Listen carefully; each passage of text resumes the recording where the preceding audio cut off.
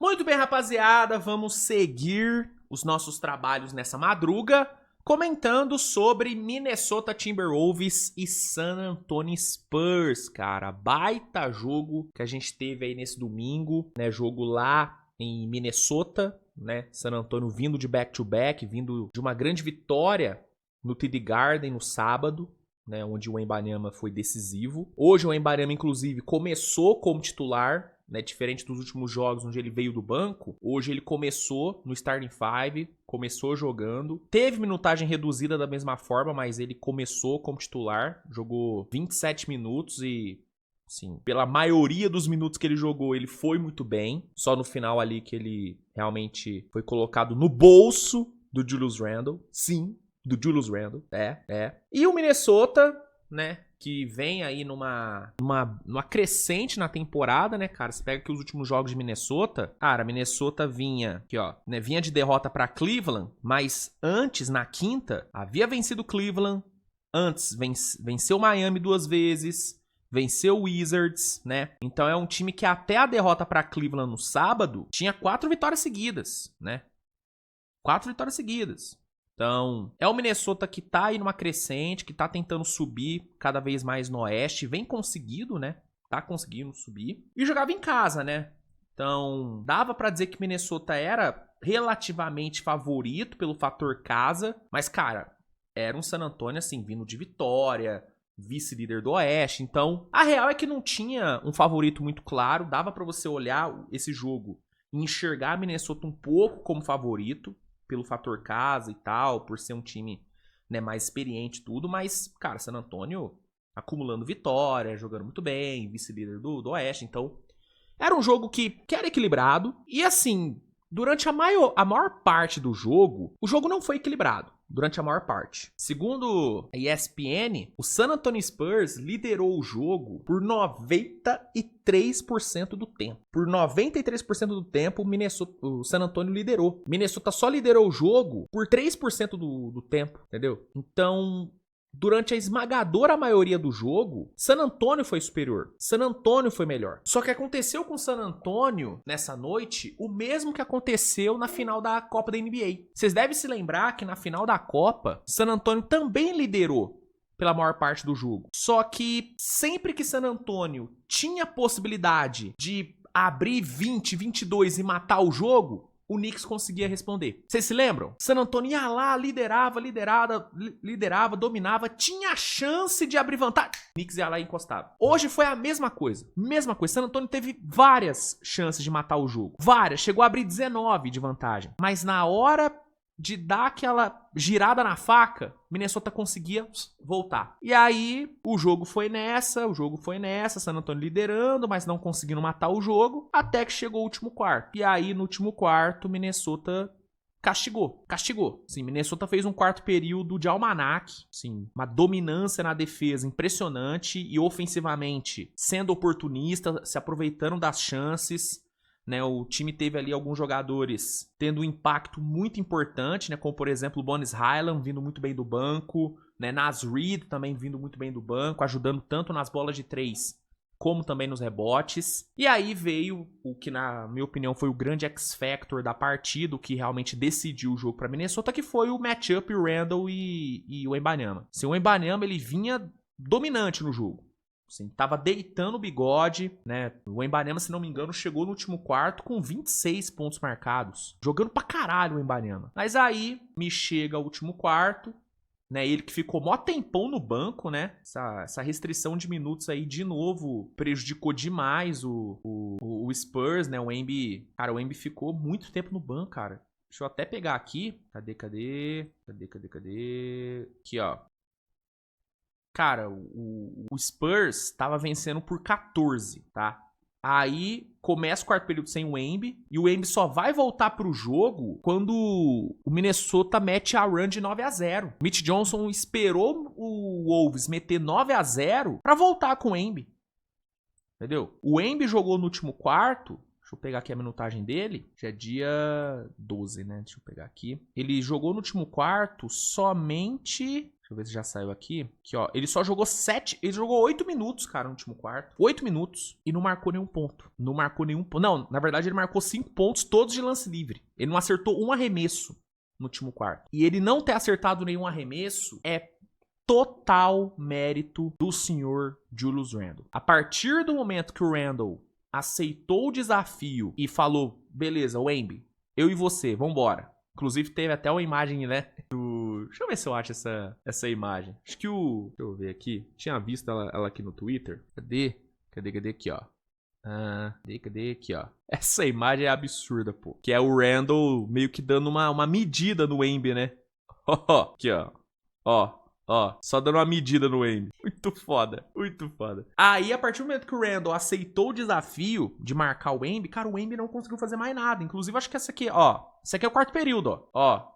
Ó o Randle marcando o Wemby. Ó o Randle. Olha que defesa, cara. Ó, sendo físico, mas não sendo faltoso.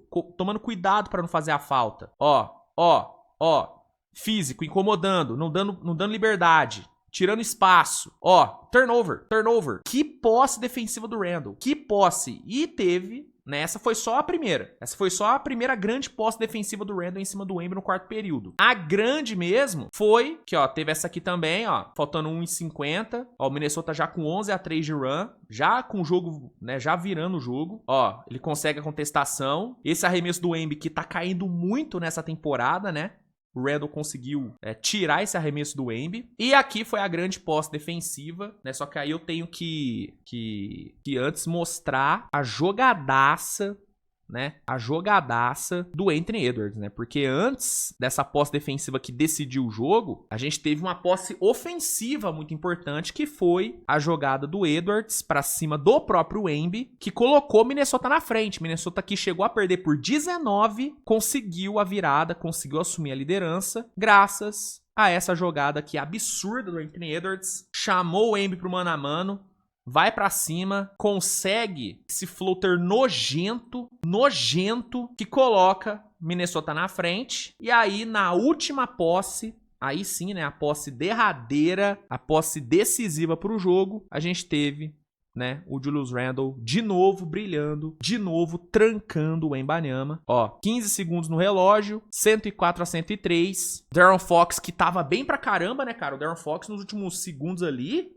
cara, ele engatou umas 2, 3, né, cestas seguidas incríveis. Fox tava muito quente nesse momento do jogo. Aí a jogada vem, você vê que o Gobert tá aqui no corner, Randle vem aqui no Wemby, o Randle que já vinha, né, daquelas duas posses defensivas muito boas. Castle dá no Wemby, e aí, ó o Randle, de novo, físico, mas não faltoso. Marcação limpa. Ó, erra o arremesso, o Fournier consegue brigar pelo rebote, o Champagne pega o rebote, dá no Fox, que erra o arremesso, e aí o Minnesota garante a vitória. Mas olha de novo, cara, olha essa defesa do Randle, mano. Ó, incomodando. E a contestação é perfeita, mano. Cara, que defesa, velho. Que aula de defesa do nosso mano Randle.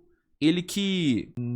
galera normalmente não elogia tanto a defesa do Randle, né? Não é um ponto do jogo dele onde a galera enaltece. Mas hoje, irmão, não tem o que falar. Defensivamente foi um jogaço do Randle. Ofensivamente ele não foi bem não, tá? Ofensivamente ele não fez um grande jogo. Longe disso. Mas defensivamente ele foi um monstro. O quarto período defensivo do Randle foi almanaque. E aí, com essa posse defensiva incrível e com aquela bolaça do Anthony Edwards, mais uma bola decisiva dele no clutch, né? Galera, a gente tem que começar a levantar a campanha Anthony Edwards Clutch Player of the Year, né? A gente tem que levantar essa bandeira. Se ninguém fazer isso, eu vou ter que cumprir esse papel de começar a campanha pro Anthony Edwards ganhar o Clutch Player of the Year, porque o que esse cara tá decidindo de jogo nessa temporada é surreal. Decidiu hoje, decidiu contra o KC. Lembra aquela bola contra o KC, aquele step back pra 3 incrível? Decidiu vários outros jogos também, cara. Vários.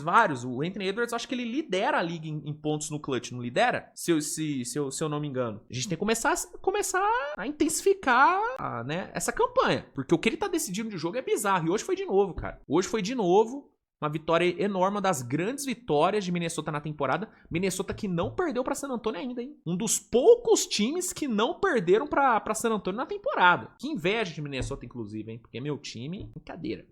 Mas enfim, vitóriazaça de Minnesota, resultadaço, 26ª vitória de Minnesota na temporada. Minnesota que só tem uma vitória a menos que San Antonio, tá? Só uma a menos. Minnesota num viés de crescimento muito interessante. É um time que eu sempre elogio aqui, né? Sempre acreditei nesse Minnesota.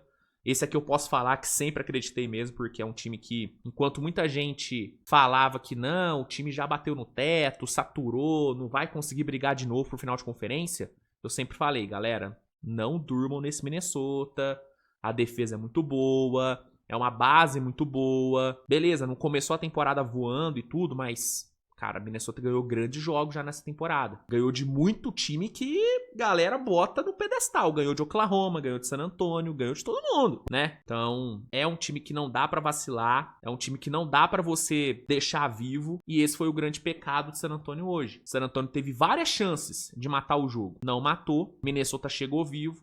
E aí, quando sentiu o cheiro de sangue, conseguiu garantir a vitória. Resultadaço pra Minnesota. É uma derrota que não é, tragédia para San Antonio, muito longe disso. Perder para Minnesota, fora de casa, vindo de back-to-back, sendo que venceu no TD Garden na noite anterior, cara, normal, não tem como, né, não tem como rasgar a tanga por conta disso. Mas é óbvio que, foi uma entregada, né? Vamos falar a verdade? Venceu o jogo inteiro, abrir 19, tomar a virada, entregadinha aconteceu. Uma entregada com muito mérito do adversário? Sem dúvida. Mas ainda assim uma entregada. E mais um jogo onde o Mitch Johnson vai ser duramente criticado pelas decisões dele, por ele, né, ter demorado pra voltar com o Embiid, por ele ter esperado o Spurs tomar 9-0 pra voltar com o Embiid, né? Ah, Luiz, mas tem que controlar a minutagem do Embiid. É aquilo, bicho. Quem joga 27, joga 30, tá ligado? Quem joga 27 minutos, joga 30. Dava pra ter voltado com o Embiid mais cedo. Dava pra ter deixado ele jogar mais o quarto período. Não tô falando que se ele jogasse o quarto período inteiro, o Spurs não teria perdido. Talvez até teria, porque o Randle realmente deitou pra cima do Embiid no quarto período. Mas a chance de ganhar teria sido maior. Por quê? Porque é o Embiid. O impacto que esse cara tem em quadra é surreal. Tanto que mesmo na derrota, ele teve um plus-minus de mais 17. Foi o maior plus-minus... Não, o segundo maior plus-minus do jogo. Porque o Naz Reid teve mais 23. Jogou muito o Naz Reid, inclusive. Então, obviamente a torcida vai cair muito aí em cima do Mitch Johnson. E realmente ele poderia ter feito um trabalho melhor. Desde a final da Copa da NBA, o trabalho do Mitch Johnson deu uma queda, né? É um trabalho de muitos altos e baixos do Mitch Johnson, né? Começou mal, aí melhorou, aí mal de novo. Gangorra o Mitch Johnson, muito inconsistente ainda. Enfim, é isso, cara. Assim, pegando aqui destaques aqui do jogo, só pra finalizar, o Wembanyama, apesar de ter sido colocado no bolso do Randle ali no clutch, meteu 29 pontos, 7 rebotes, vindo de back-to-back, né? Então, assim, um jogo muito bom do Wemby, apesar do final não ter sido nada bom. De'Aaron Fox teve ali bons momentos no clutch, mas jogo muito fraco no geral, só 12 pontos para ele, com 0 de 6 no perímetro. Bola de 3 do De'Aaron Fox tá lamentável nessa temporada. O Stephen Castle com mais um jogo muito ruim. O Stephen Castle tá numa fase horrorosa. O momento do Castle é muito ruim. Hoje 2 de 11 no field goal, 7 turnovers, muito mal o Stephen Castle. Muito mal.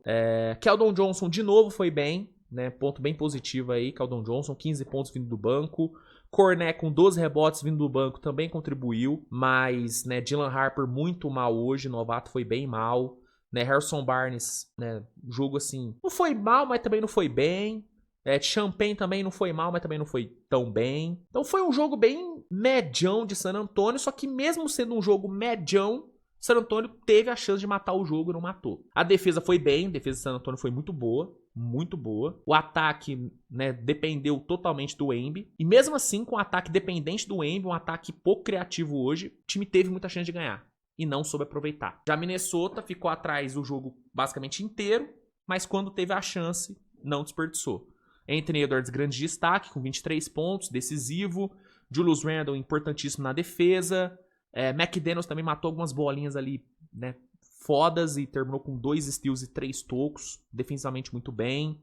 O Gobert, 14 rebotes, sofreu com o Embiid, né, em vários momentos. O Embiid conseguiu algumas jogadas bem boas pra cima do Gobert. DiVincenzo, cara, jogo bem bom de DiVincenzo, hein. 19 pontos, 7 assistências, 9 rebotes, criando muito bem, matando 5 bolas de 3, jogaço do DiVincenzo.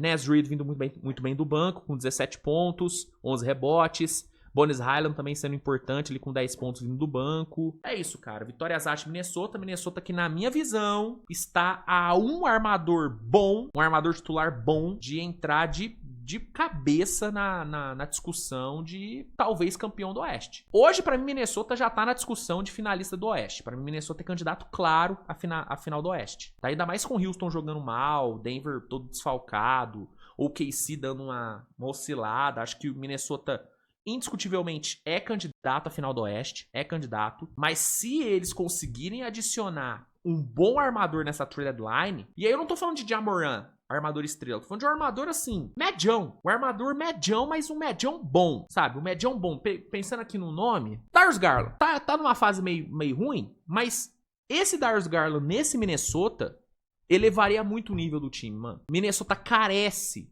de um playmaker, sabe, de origem mesmo, de um armador de origem. Você vê o ataque de Minnesota, você percebe que falta esse cara. Se Minnesota conseguir trazer esse cara na deadline, pra mim Minnesota entra forte na discussão de campeão do Oeste. Eu ainda vejo, né, o KC com potencial maior, pensando no time chegando no playoff, saudável, todo saudável, com o J-Dub recuperado, acho que o KC tem mais chance, óbvio. Mas Minnesota pra mim, cara, pra mim Minnesota com Darius Garland ali, um armador medião pra bom, pra mim Minnesota não deve nada pra Houston, não deve nada pra Denver, não deve nada pra San Antonio, não deve nada. Nada, tá? Nada. Mas eu acho que precisa desse cara ainda. Sem esse cara, o ataque de Minnesota pode engasgar no playoff. E aí pegando um Spurs numa série de 7 jogos, pegando um Denver numa série de 7 jogos, o próprio OKC numa série de 7 jogos, pode dar ruim.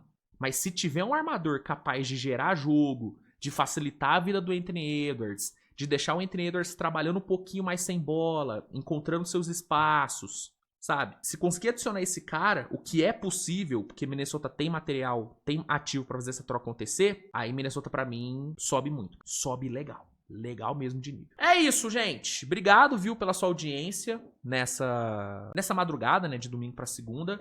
A gente se vê mais tarde com o Switch TV Show, onde iremos repercutir todos os outros jogos da rodada, então te aguardo, né, de manhãzinha, né, de manhãzinha não, vai, mas lá pelas 11, 11h30, vai sair o resumo do domingo de Wild Card da NFL. Tivemos um domingo movimentado com 3 jogos no Wild Card, tivemos aí São Francisco, Patriots e Bills passando, e aí amanhã, por volta das 11h30 da manhã, vai sair o resumão desses 3 jogos bem bons, né? Bills e Jaguars foi loucura, jogaço. E valeu, gente. Valeu pela audiência. Não se esqueça de deixar o like, se inscrever no canal, né? Eu já falei.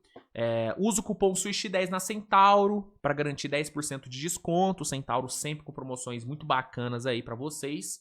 E usando o cupom SWISH10, SWISH10, tudo maiúsculo, você garante 10% aí de desconto a mais, né? Dá uma bela de uma economizada. Então, vai na Centauro. E valeu, gente. Valeuzão. Beijo no seu coração. Um abração. Tudo com ão, né? Valeuzão. Tchau.